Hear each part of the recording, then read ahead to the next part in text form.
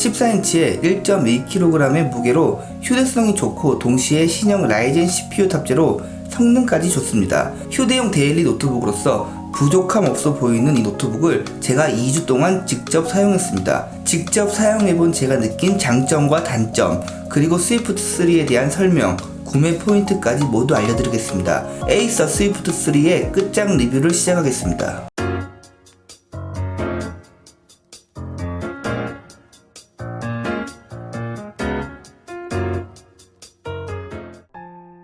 반가워요, 다성이 아빠예요. 빠르게 진행하겠습니다. 마그네슘 알루미늄 합금으로 경량화에 집중했고 전체적으로 견고하거나 튼튼하지는 않고 무난하고 깔끔한 디자인을 가졌습니다. 색상은 실버와 퍼플이 있는데 저는 퍼플로 구매했습니다.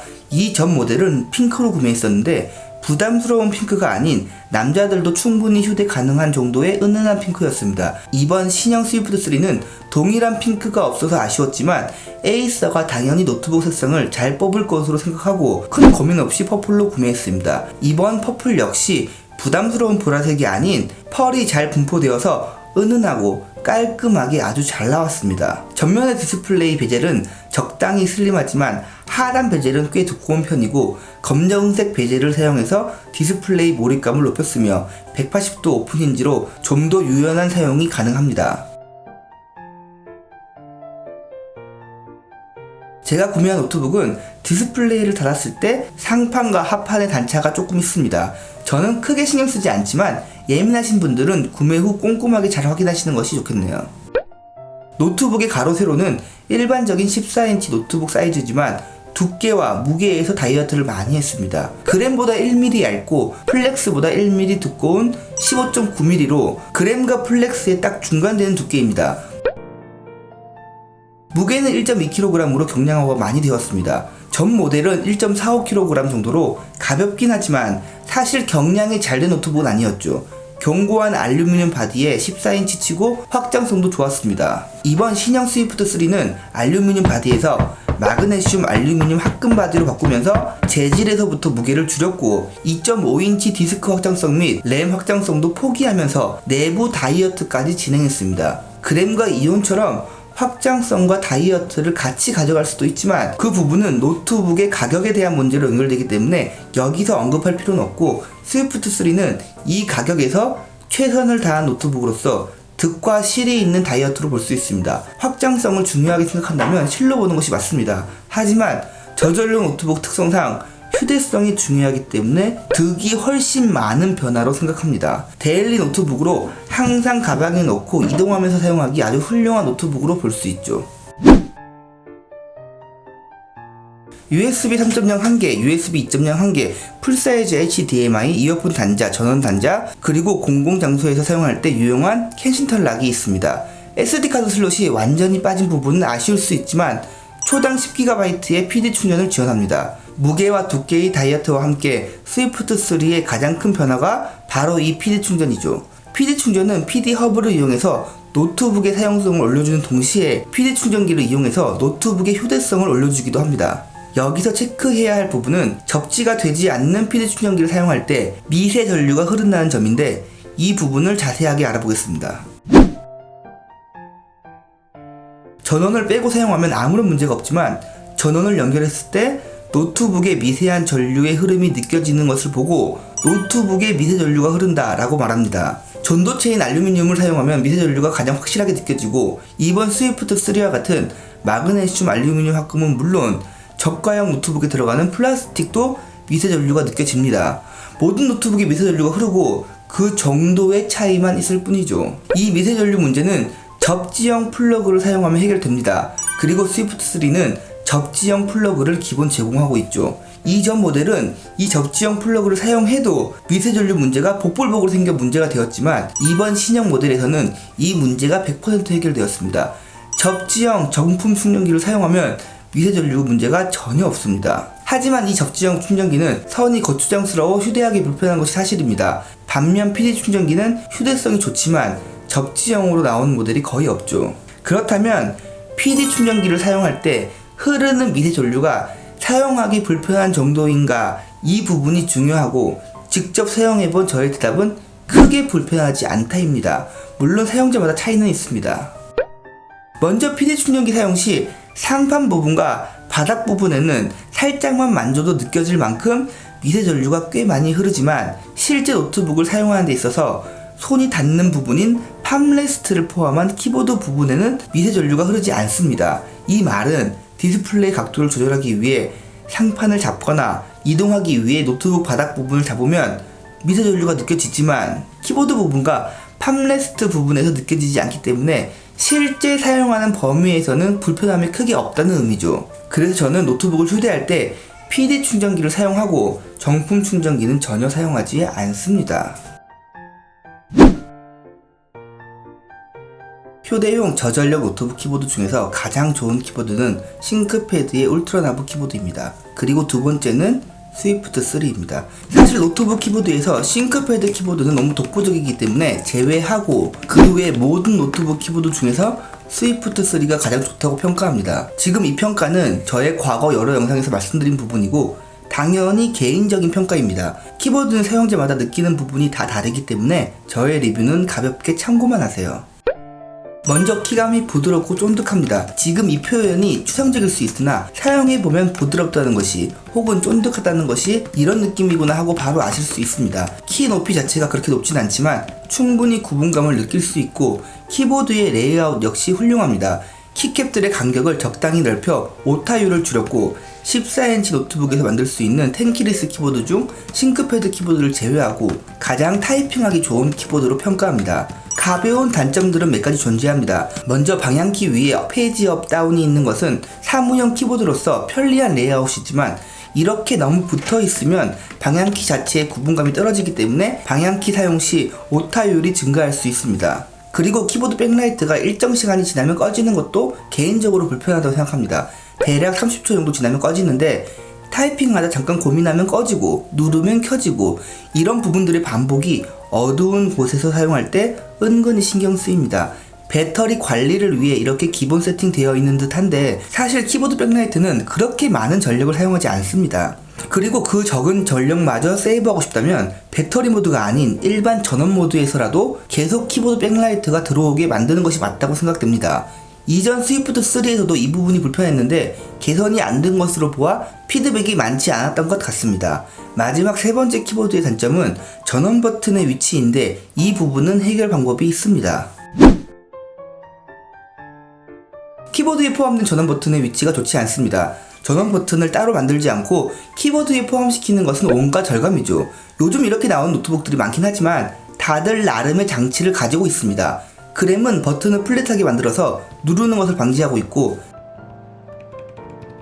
델 인스피로는 키감의 압력을 높여 실수로 누르더라도 눌리지 않도록 나름의 장치를 마련하고 있습니다.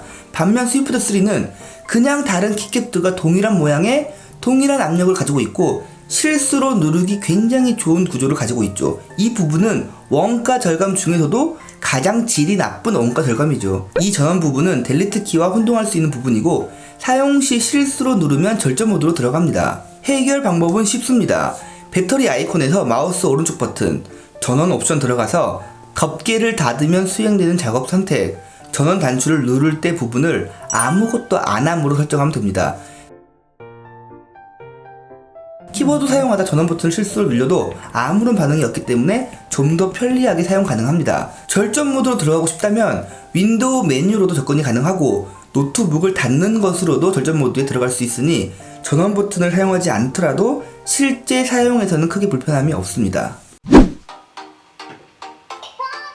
스피커는 그냥 2W짜리 2개가 들어가 있고 바닥을 향하는 일반적인 노트북 스피커예요.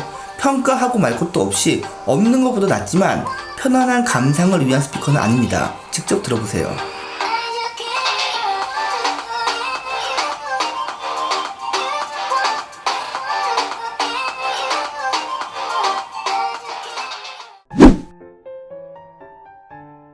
제가 항상 하는 테스트인 밝기 50%, 음량 20%, 유튜브 24시간 뉴스 연속 재생시켰습니다. 옆에 노트북은 같이 구매한 젠북 듀오인데 이 영상 다음에 바로 리뷰 올릴 예정이고 지금은 신경쓰지 마세요.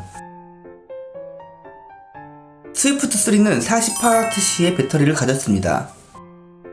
그리고 8시간 20분 동안 연속 사용했습니다. 굉장히 잘 나온 사용시간이죠.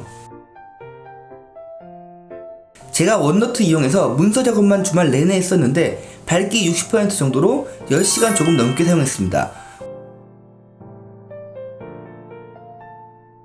광고에 나오는 12시간이라는 부분이 비현실적이긴 하지만 그래도 노트북의 광고와 최대한 가깝게 사용해본 노트북입니다. 밝기 70% 이상으로 인터넷 서핑, 유튜브, 문서 작업 등 복합적인 사무용으로 사용했을 때 7시간에서 8시간 정도 사용 가능했고, 프리미어 프로로 영상 작업 시 인코딩 시간 제외하고 4시간 조금 넘게 사용했습니다. 48W의 배터리를 가지고 실제 사용시간에서 이 정도의 사용시간을 보였다는 것은 물론 18W의 CPU 전력 제한도 이유이긴 하지만 AMD 신형 CPU의 최적화가 잘 되었다는 것을 보여주는 결과라고 생각합니다. 이 최적화는 또 다른 장점을 가져옵니다.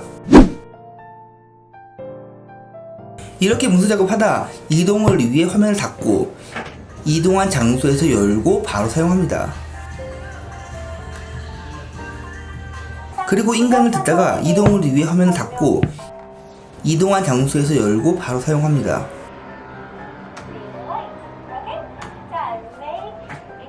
절전 모드에서 빠른 복귀가 가능하기 때문에 이러한 사용이 가능한 거죠. 이 부분은 제가 그램과 플렉스 리뷰할 때 강조했던 부분으로 드디어 AMD CPU도 이러한 사용이 가능하게 되었습니다. 이러한 사용은 저전력 노트북에서 중요한 휴대성과 함께 사용성의 극대화, 그리고 노트북 작업에서의 연속성을 가지게 되는 거죠. 물론 작업에 연속성이 필요 없는 사용자에게는 큰 장점이 아닐 수 있지만 저와 같이 문서 작업이 항상 있는 사용자에게는 최고의 노트북입니다. 가벼운 무게, 긴 배터리, 훌륭한 키보드, 절전 모드에서의 빠른 복귀, 이 조합으로 진정한 휴대용 저전력 노트북의 완성이 되는 거죠. 그냥 이동하다 시간이 남으면 잠깐 앉아서 열고 쓰고 닫고 이동하고 또 열고 쓰고, 이러한 휴대용에 최적화되어 있는 노트북이라고 볼 수 있죠. 제가 실제 사용할 때는 마냥 좋다고 생각했는데 이렇게 리뷰를 하려고 정리하다 보니 노트북을 부팅할 시간도 없이 이렇게까지 열심히 일을 해야 되나 싶기도 하고 뭔가 쓸쓸함이 있네요.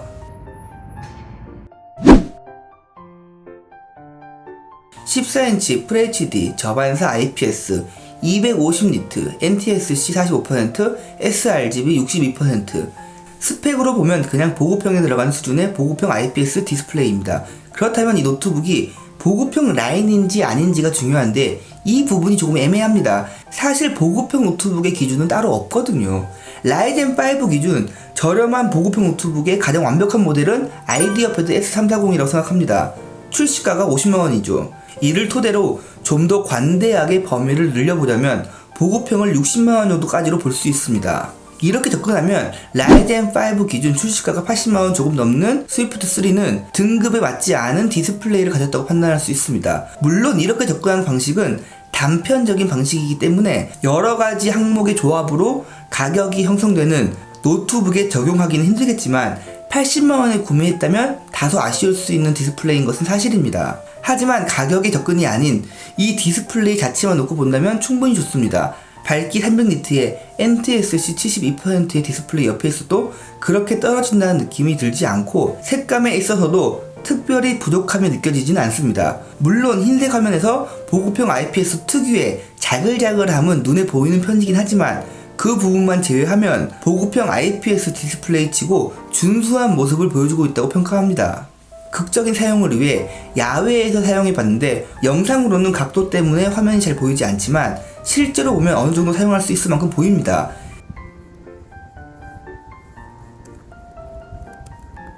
일반적인 보급형 디스플레이가 야외 사용이 불가능한 것을 생각해보면 역시나 준수한 디스플레이라고 평가할 수 있습니다.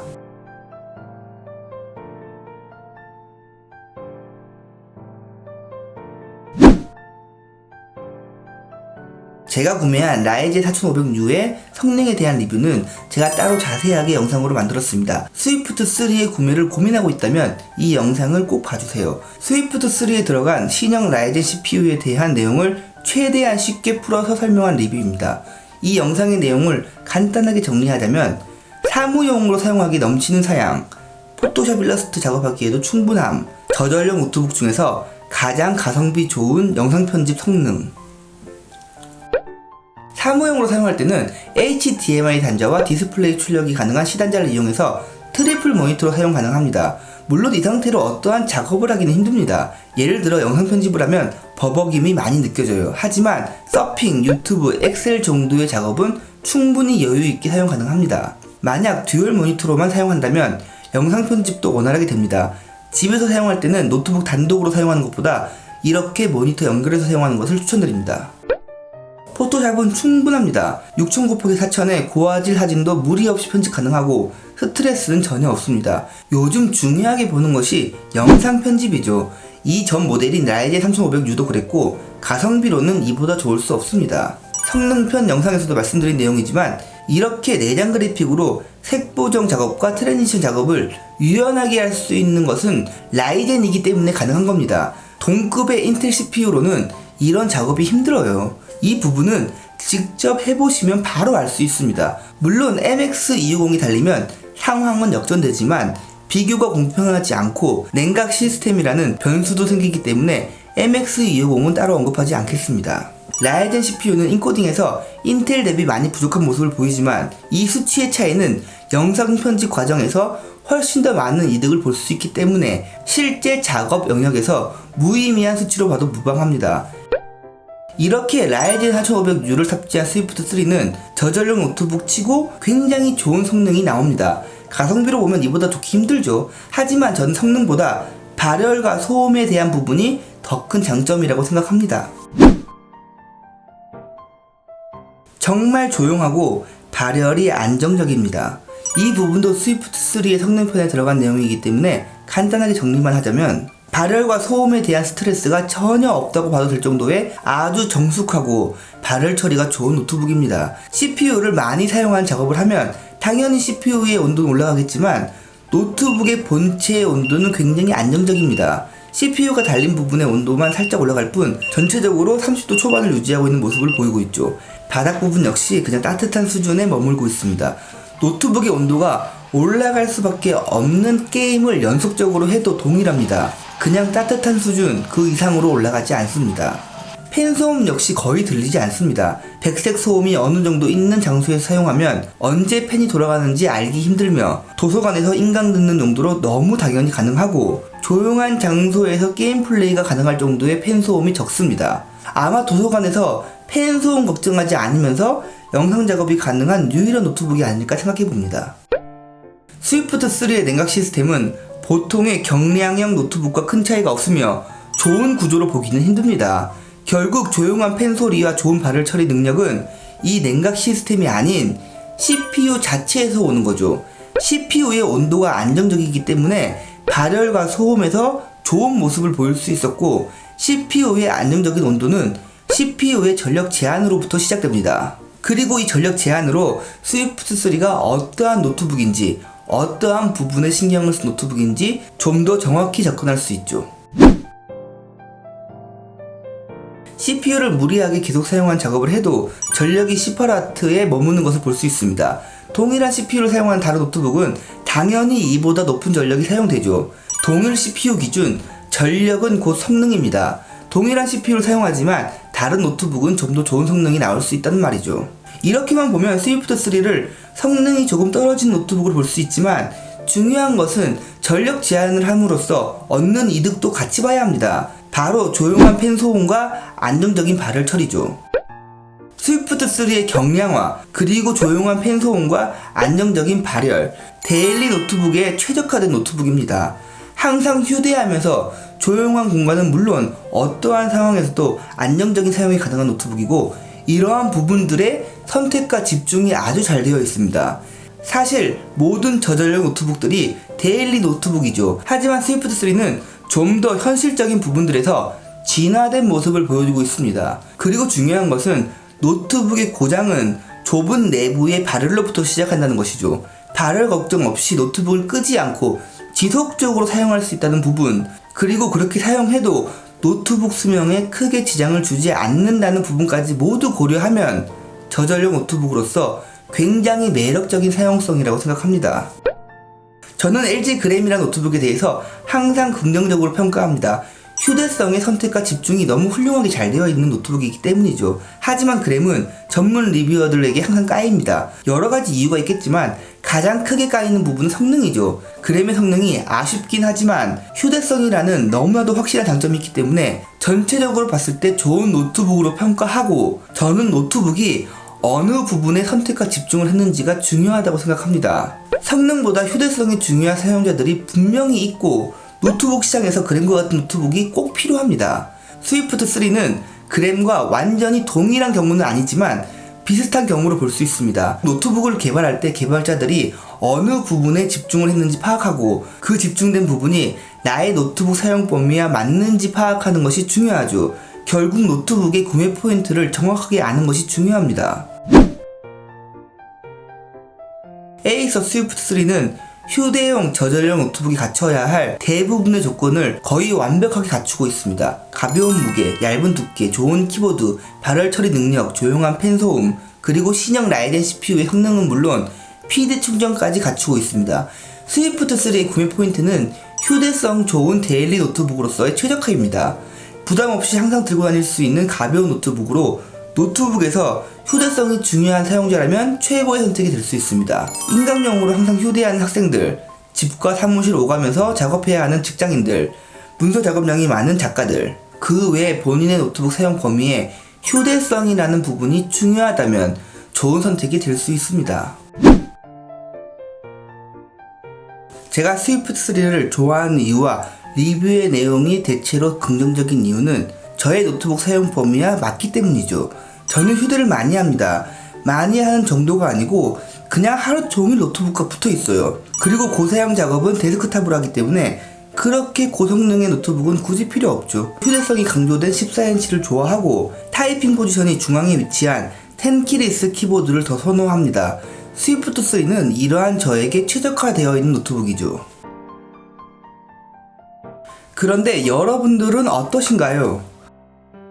14인치를 좋아하는 것은 저의 개인적인 의견이고, 사실 대부분의 분들은 15.6인치를 선호합니다.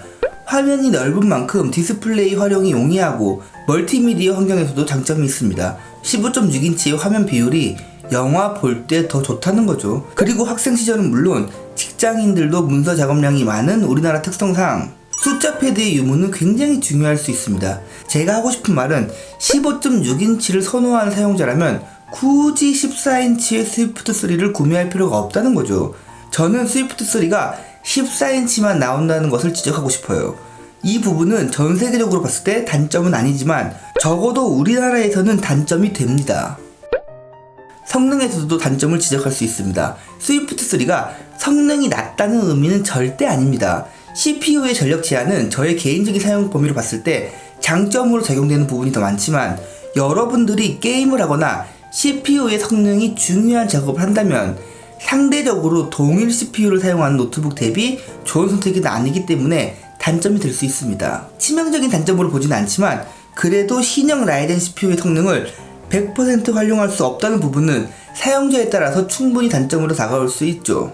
다시 말해 스위프트 3의 선택과 집중이 굳이 필요 없는 사용자 부류가 있습니다. 그분들이 사용하기 좋지 않은 노트북이죠. 그리고 디스플레이도 아쉽습니다. 저는 할인된 가격으로 구매했기 때문에 충분히 만족할 수 있지만 정가로 구매하기에는 상대적으로 부족한 스펙임이 사실입니다. 스위프트 3에서 아쉬운 점은 크게 이 세 가지 정도이고, 이 세 가지가 나의 노트북 사용 환경에 얼마나 크게 작용하는지 생각한다면 더 좋은 선택을 하실 수 있습니다.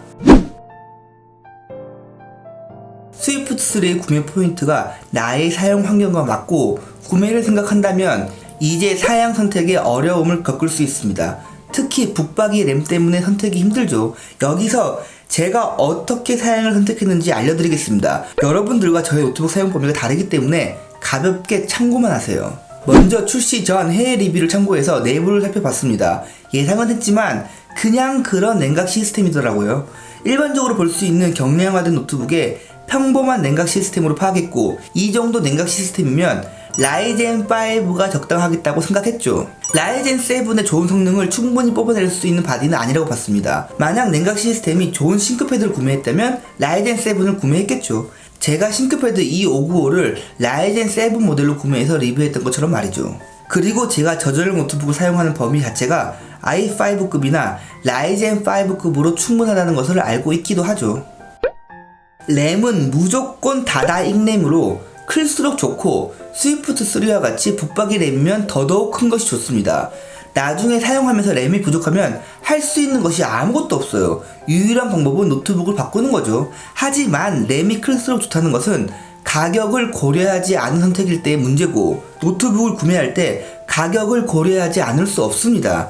이건 역시 제가 어떻게 선택했는지 알려드릴 테니 가볍게 참고만 하세요. 제가 사용하는 범위에서 영상 인코딩 할 때 가장 많은 램을 사용합니다. 영상처럼 6GB 정도죠. 그 다음 램의 사용량이 높은 사용이 다중작업인데, 이것저것 동시에 해도 보통 5GB를 넘기지 않습니다. 이러한 저에게는 16GB가 불필요하죠. 8GB로도 충분합니다.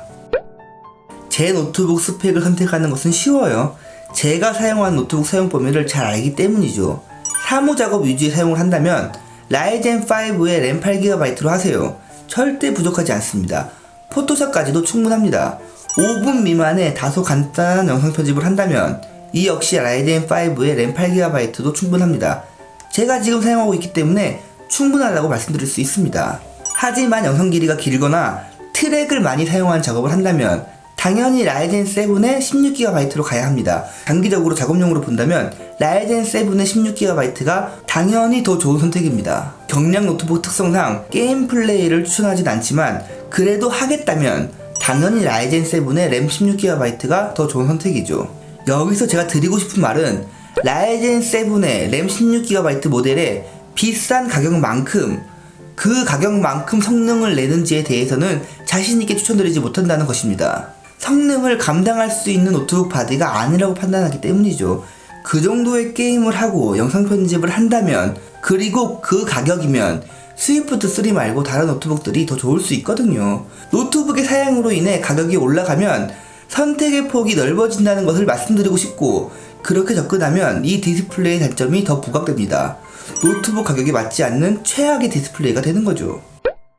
사용 범위와 관계없이 이 노트북의 사양을 추천하면 라이젠 5 4500U의 램 8GB입니다. 가격도 그렇고 전체적으로 이 스펙에 맞춰 나온 노트북으로 판단합니다. 여기서 욕심이 있다면 램만 16GB로 구매하세요. 램은 무조건 다다익램이기 때문에 장기적으로 높은 램을 구매하는 것은 아주 좋은 선택입니다. 붙박이 램이기 때문에 더더욱 그러하죠. 라이젠 신형 CPU를 품은 휴대성이 강조된 1.2kg의 경량 노트북입니다. 스위프트3는 제가 생각하는 저전력 노트북의 좋은 방향입니다. 저전력 CPU들은 신형이 나와도 성능 향상에 드라마틱한 변화가 없습니다. 전력 때문이죠. 전력량이 충분한 데스크탑 CPU와 개발 양상이 전혀 다릅니다. 노트북 CPU는 성능도 성능이지만 사실 휴대성에 포커스를 맞추고 개발할 수밖에 없거든요. 그렇다면 이 저전력 CPU에 맞게 사용하는 것이 중요하다고 생각합니다. 제가 LG 그램이라는 노트북을 좋아하는 이유이기도 하죠. 휴대성도 좋고 성능도 좋아야 한다는 기술적으로 불가능한 전제 때문에 그램과 스위프트3와 같은 휴대성이 강조된 노트북들이 평가절하되는 거죠. 휴대성이 강조된 노트북들의 평가절하의 또 다른 원인은 노트북을 막상 사용하면 생각보다 휴대하지 않는다는 것에 있습니다.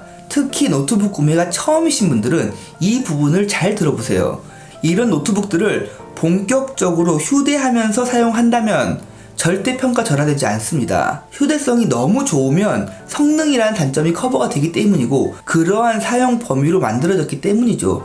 그런데 일반적인 사용자들은 생각보다 휴대를 많이 하지 않고 거치형으로 사용합니다. 이런 노트북들을 거치형으로 사용하면 가장 중요한 휴대성의 장점이 무색하게 되고, 결국 성능으로 접근하게 되며 실제 사용에서 편리한 장점을 발견하기 힘들게 됩니다. 그냥 본인의 사용 환경과 관계없이 얇고 가벼운 노트북이 좋아서 구매한 거죠. 그게 이쁘니까. 노트북은 외형도 당연히 중요하고 개인의 취향이기 때문에 잘못된 선택이라고 볼 수는 없지만 용도에 맞는 좋은 선택이라고 보기는 힘들죠. 모든 노트북들은 다 같은 모양을 하고 있지만 미세하게 차이가 있고, 그 미세한 차이들을 파악하고 구매하는 것이 스마트한 소비라고 생각합니다. 긴 영상 끝까지 봐주셔서 진심으로 감사드립니다.